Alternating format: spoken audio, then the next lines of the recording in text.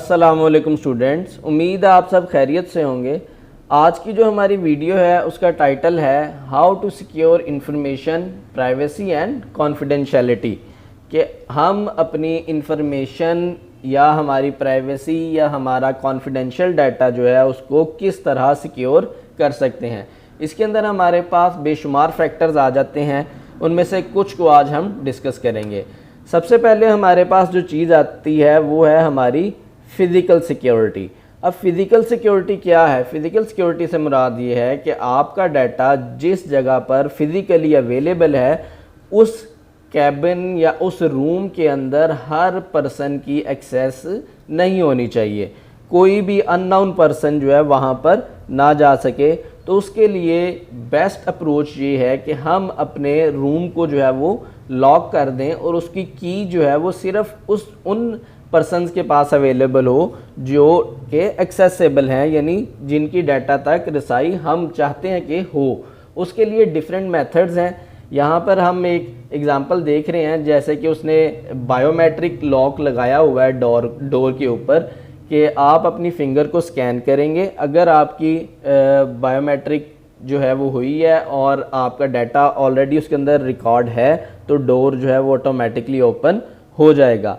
उसके अलावा इस रूम के अंदर हमें पब्लिक जो है वो उसको भी अवॉइड करना चाहिए कि कोई भी अननोन पर्सन जो है वो उसके अंदर ना जा सके। उसके बाद दूसरी जो चीज़ आ जाती है हमारी वो है इलेक्ट्रॉनिक रिकॉर्ड्स।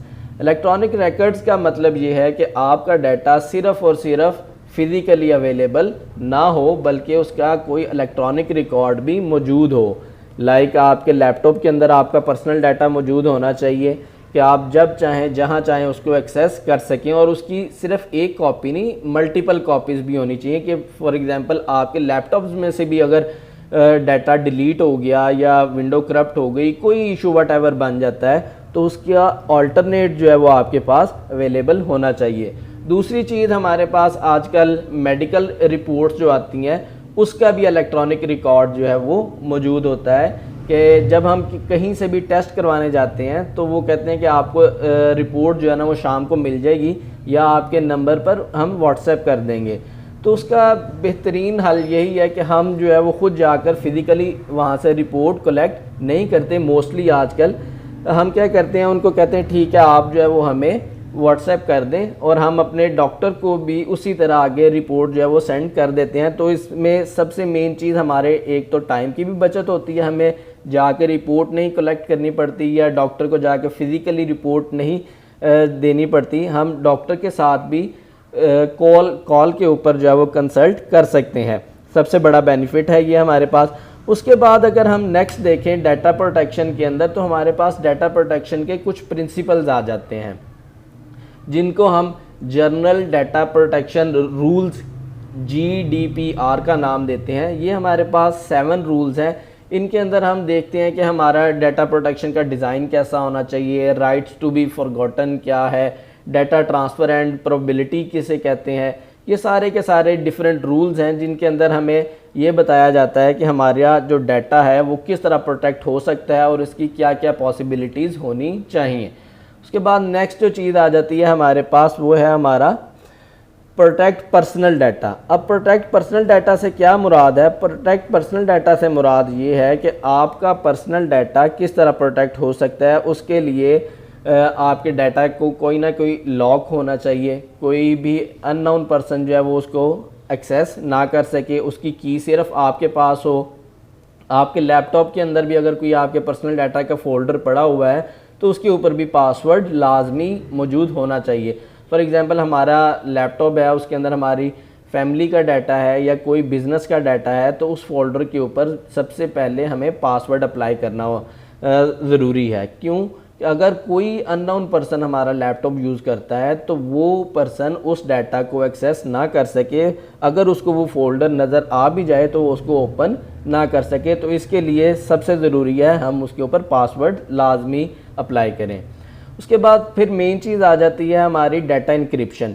अब डाटा इंक्रिप्शन क्या होती है? डाटा इंक्रिप्शन का मतलब ये है कि फॉर एग्जांपल हम जिस तरह व्हाट्सएप पे एक दूसरे को मैसेज सेंड करते हैं, तो पर्सन 1 ने अगर पर्सन 2 को कोई मैसेज सेंड किया है तो क्या होगा, फॉर एग्जांपल यहाँ पर एक एग्जांपल आपको शो हो रही है। एक सेंडर जो है उसने, पर्सन 1 है, उसने एक हैप्पी बर्थडे का मैसेज सेंड किया है पर्सन 2 को। जैसे ही वो यहाँ से मैसेज सेंड करेगा, मैसेज ऑटोमेटिकली इनक्रिप्ट हो जाएगा। इनक्रिप्ट क्या है, यानी साइफर टेक्स्ट में कन्वर्ट हो जाएगा, मतलब कि वो एक अनरीडेबल फॉर्म में आ जाएगा। अगर कोई पर्सन दरमियान में उस मैसेज को हैक करके एक्सेस कर भी लेता है तो उसको ये नहीं पता चलेगा कि इस मैसेज के अंदर क्या लिखा है। और जब ये मैसेज अपने रिसीवर तक पहुंच जाएगा तो तब ये मैसेज ऑटोमेटिकली डिक्रिप्ट हो जाएगा।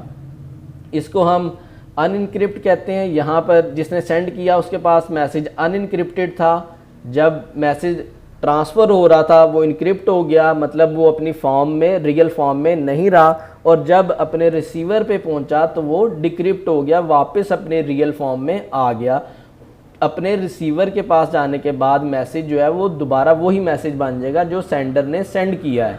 तो ये हमारी डाटा इंक्रिप्शन है, और ये सबसे मेन चीज़ है हमारी। व्हाट्सएप के अंदर जब हम मैसेज सेंड करते हैं तो हमारा डाटा इंक्रिप्टेड फॉर्म के अंदर आगे सेंड होता है। तो स्टूडेंट्स, ये था आज का हमारा प्रैक्टिकल, जिसके अंदर हमने देखा कि किस तरह हम अपने डाटा को सिक्योर कर सकते हैं और किस तरह हम अपने डाटा की प्राइवेसी मेंटेन रख सकते हैं। तो आज के प्रैक्टिकल में स्टूडेंट्स इतना ही। मिलते हैं नेक्स्ट वीडियो में एक नए टॉपिक के साथ। तब तक के लिए अल्लाह हाफिज़।